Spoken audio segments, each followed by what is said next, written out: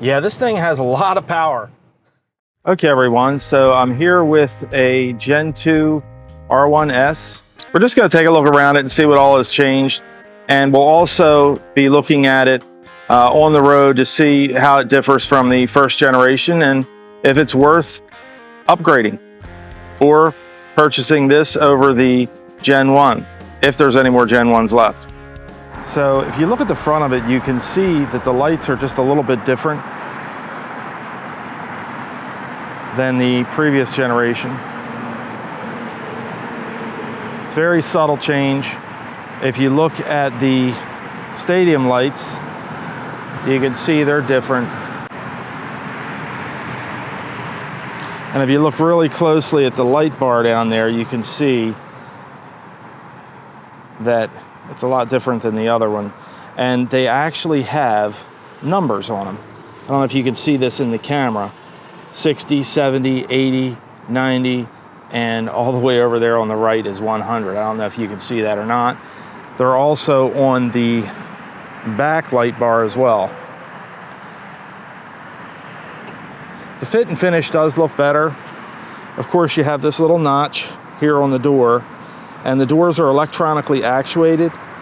But before I get in there, we can look at this camera. This camera here has been moved from that location down on the fender up to the mirror here. And these are all higher resolution cameras as well. And if I just pull this, of course it's not gonna work now. Oh, there it goes. It woke up. It does open. Opens very easily. I know Kyle from Out of Spec said that it sounded a little tinny when you shut the door. I'm not getting that impression when I do it here. I'm not getting that impression at all.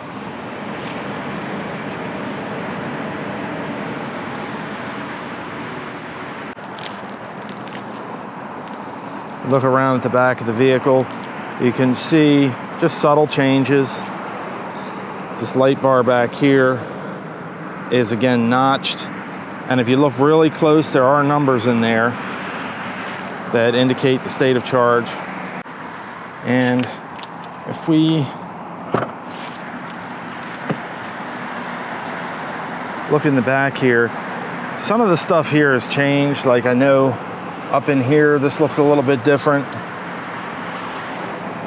If I open this, you can see now over here, there's a big cavity over there to store things. If we look over here, it's the same except for there's no air compressor. This does not have the optional air compressor. And if we look down in there, because we don't have the air compressor, there's no tray.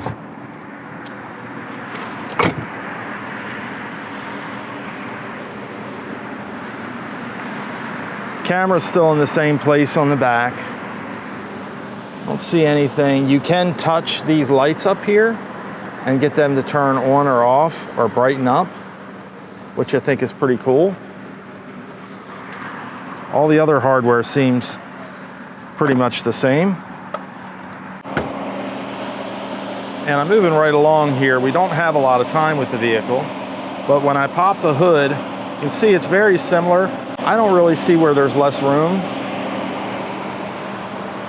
It looks very similar. I'll try to get a different shot.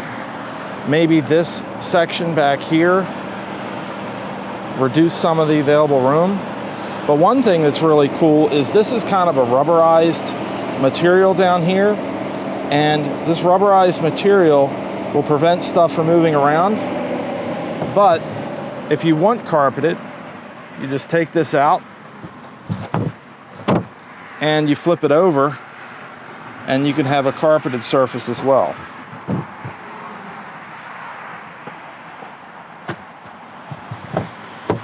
Instead of a magnetic holder, you just have a slot back there that everything sits in.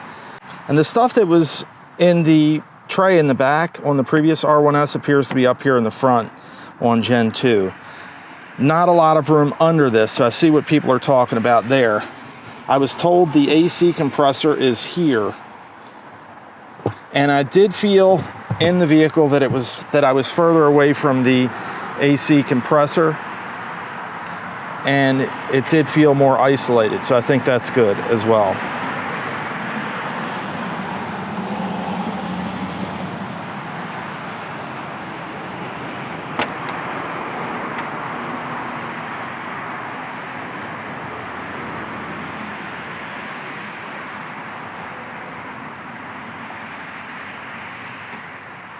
The fit and finish does appear to be better. Looks like somebody did scrape the tire already. Wasn't me. And you look up on the roof, some subtle changes on the roof. We'll see if you can find those. If you know what those are, comment down below. Funny thing is, it's the same color as my wife's R1S, and the only difference is you can see that this is a Gen 2. Does have tow hooks. The turn signals are down here now, and if you look at those, and if you know what Gen 1 looks like, you'll notice those are different. The only downside is when it's asleep, it takes it a second for it to wake up.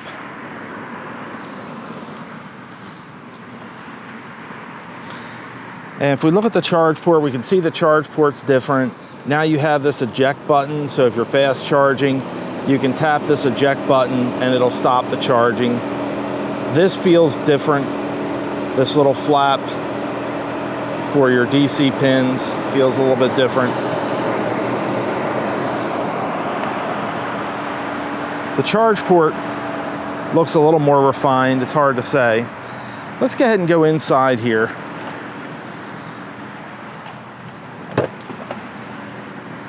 Do notice when you pull the handle that this is all electronic now. And if you're coming from a Tesla, you may be used to that, but if you're not, you won't be. You have this little button here, and if you listen, you can hear that it's actually actuating the mechanism when I press that button. Okay. A lot of what's inside of here is carryover from Gen 1. I don't really see any differences in the back here. The screen looks the same. Mostly everything in there looks the same. As we get in here, we can see same thing here. We have an emergency release there. One thing I did notice is the seat bottoms look a little bit different to me. I'll have to go back and look at my Gen 1 again, but they look a little bit different to me. And obviously this has the basic mats and no brushed aluminum pedals or dead pedal. That may or may not be something that you like. So back in here, and I know a lot of you guys on the forums have said the AC does not work or they're having AC problems. This thing is blowing ice cold. But we can see the driver's display is very much the same. Let me see if I can put this. Okay, let me get my key. Now you'll notice the place where you put the key is different. You put it down here in this new wireless charger. Okay, audio sounds are a little bit different. Now when I put my blind spot camera, well, it's not going to show it to me now. I think I'm going to have to be in drive in order for that to happen. All right, there we go. We can see that that's much higher resolution than Gen 1. Let me go ahead and put this back in park. The stalk is a little bit different. I don't know if you can see that, but it's a push and a pull now instead of up and down like Gen 1. The other stalk appears to be mostly the same.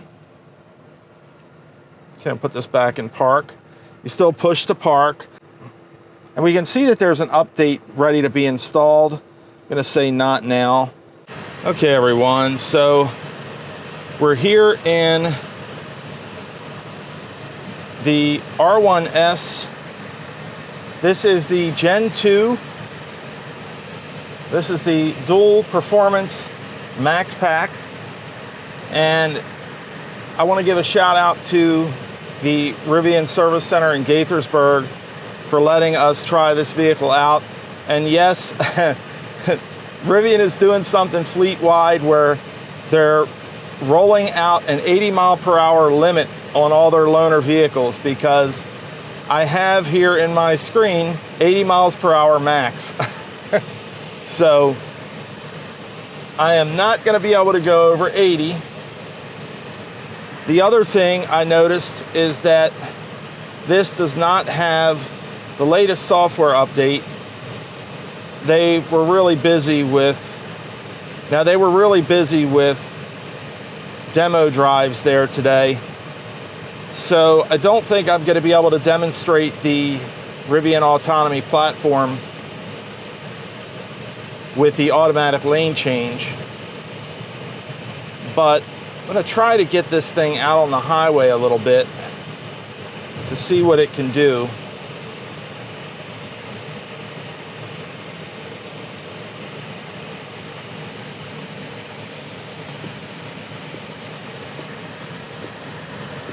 One thing I did notice, the AC seems to be pretty cold.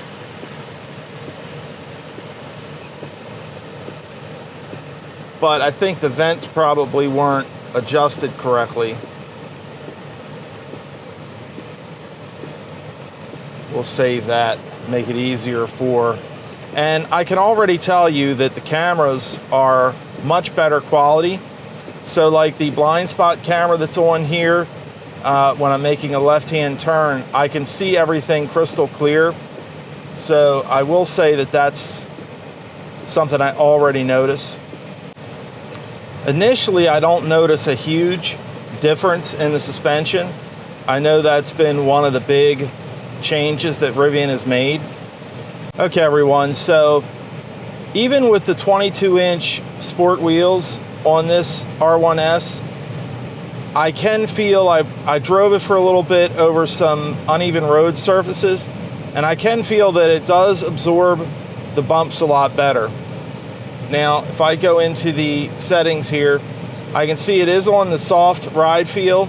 It is on standard regen with a standard ride height.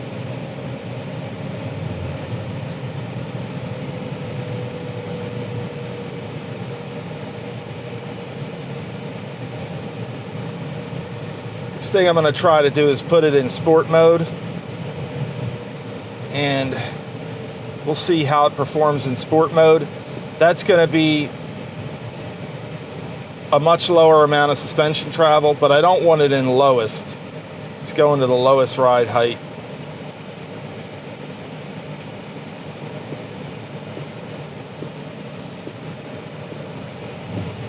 Yeah, it does feel a lot better over the bumps.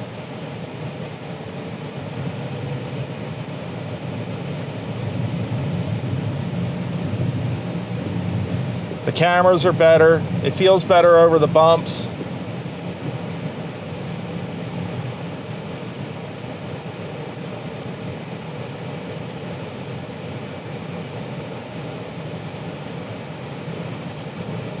Now this is the Dual Performance Max Pack. So at 74% state of charge, I'm showing a 281 mile range. This has the black mountain interior, so no wood accents.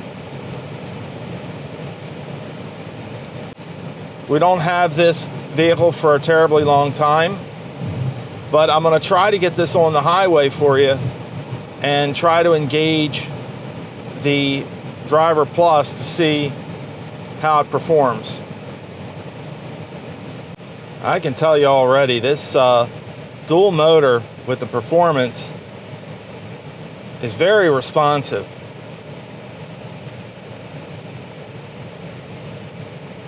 And you have to remember, I'm coming from both an R1T and an R1S with the quad, first generation quad motors. And this dual motor is very responsive. And hopefully on 270 it will let us engage the Driver Plus, and we'll be able to get a good idea of how it performs, if there's any differences. One thing I will tell you right away is the visualization on the driver's display here. It shows the vehicles behind me, and that's something that the first gen vehicles could not do.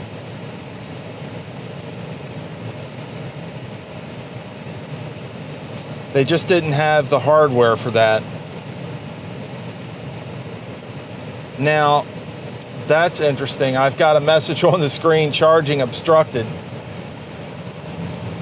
So, not sure what that was about.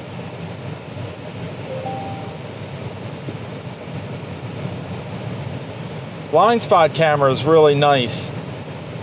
It's got that new camera in the side mirror. So the camera that used to be in the fender is now in the side mirror. And it's saying I can engage it. So I'm going to go ahead and try to engage it. And it's telling me, oh, let's see. I know Gen 2 is different. No. Okay, that's that. So you pull it towards you twice, and that engages the Driver Plus. And it's very similar to the previous generation, but the visualization is slightly different. And I don't think this has the update for automatic lane change. So we'll see if this will do a lane change here. I am gonna increase the speed. Well, I'm gonna have to turn it off.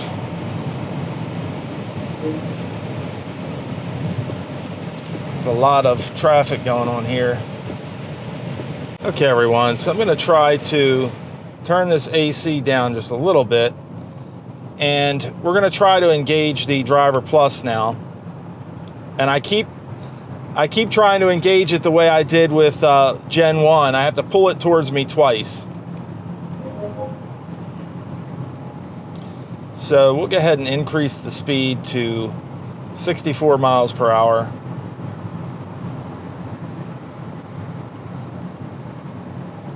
Actually, we'll do 69. Now, it still has the manual lane change, so it's not doing it automatically. But a software update will enable that. It did seem smoother. And again, folks, I've noticed that this R1S handles really well. It does have the 22-inch sport wheels, so it does handle extremely well, I think partly because of that. But it rides a little bit better than the Gen 1 R1S. And I wouldn't necessarily expect that, because the vehicle that I'm coming from has the 21-inch road wheel and tires, and this has the sport wheels, which have less sidewall. So I'd expect a little bit harsher of a ride, and I'm not feeling that. The Driver Plus also seems to be keeping the lane a little bit better. The Gen 1 seemed to want to move side to side within the lane lines, and this one seems to be keeping it better. But I'm going to jump off here because we don't have a lot of time with this vehicle. Okay, folks, so we'll just go through the menu here real quick because Rivian is going to want their vehicle back. I do notice that the navigation seems to respond quicker. Okay, so I do notice that. If I go into settings here, we're just going to go through here real quick. I have the big thing I noticed different is this accent lighting. So when you pull up what you want, it actually makes the noise. There's a Pacific sunset, a canyon glow. So we'll leave it on canyon glow. And most of this stuff looks the same. If I go down to about, we can see that this is an R1S Performance Dual Max Adventure Package. L-Cap Granite 22-inch Sport Bright wheels. Okay, when I go to data and privacy, you will notice that I now also have this option for the interior camera, under the camera data sharing, so you'll notice that's different. Drivers and keys mostly look the same. Apps looks the same. Okay, we still have the hotspot and all that fun stuff. When I go under vehicle, under service, we have a lot of the same options. Under updates, you see that this currently has 23.31 and 23.31. Okay, it looks like the install was unsuccessful. Not sure what's going on there. Units, same thing. Driver assistance. So I see that this is a little bit different. We have lane keeping assist, sound and vibration. This looks a little bit different to me. And the lane keeping assist didn't seem as obnoxious as it is on Gen 1. Access. A lot of stuff is the same. Of course, the accent lighting is different. So we're going to head back to the Rivian Service Center. I do notice that the door handles sound very similar to Gen 1, so not a lot of difference there. The dual motor, this is my first time driving a dual motor, and the dual motor seems a lot quieter than the quad motor, but it still has that electric motor sound, which if you're like me and you like the sound of electric motors, you're going to like that. But it's not as loud as the quad motor.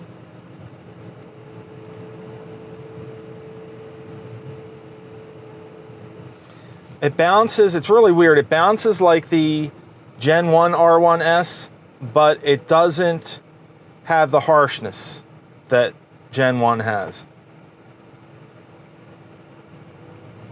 Definitely seems a lot more refined to me. Whew, that sun's bright.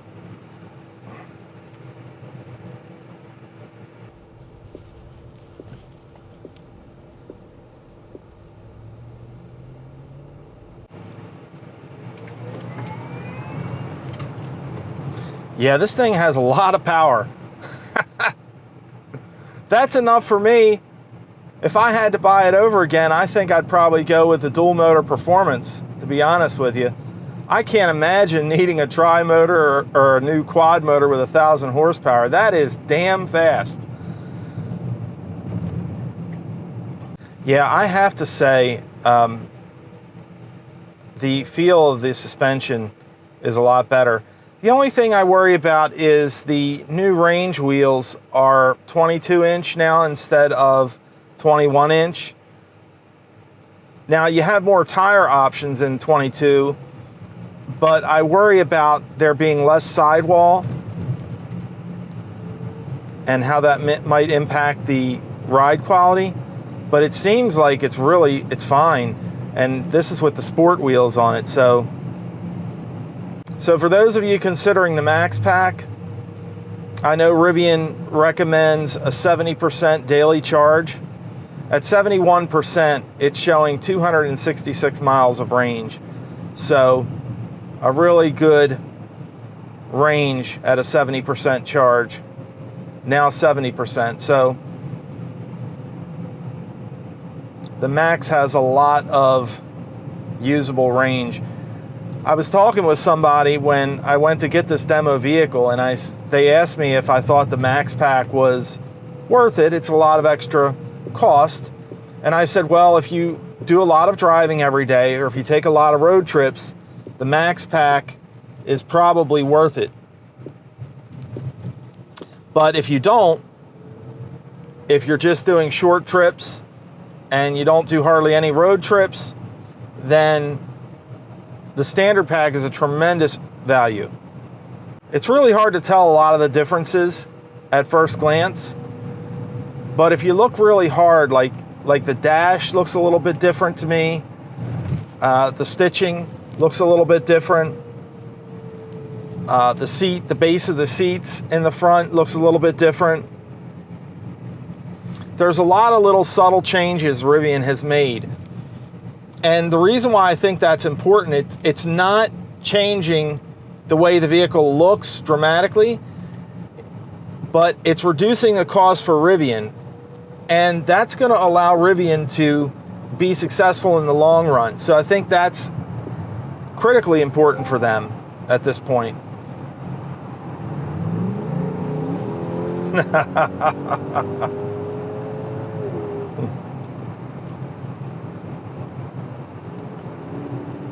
All right, I don't know if we should try to step on it here or not.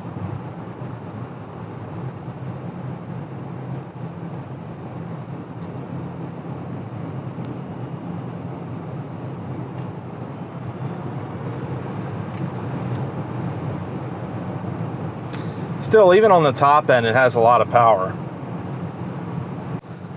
Well, we're at the point now, folks, where I have to give my opinion. Do I think it's worth upgrading to the Gen 2 from the Gen 1? And it's really hard to say. If you use the autonomous features, if you want to have that autonomous capability that's going to improve over time, then yes, I would say Gen 2 is the way to go.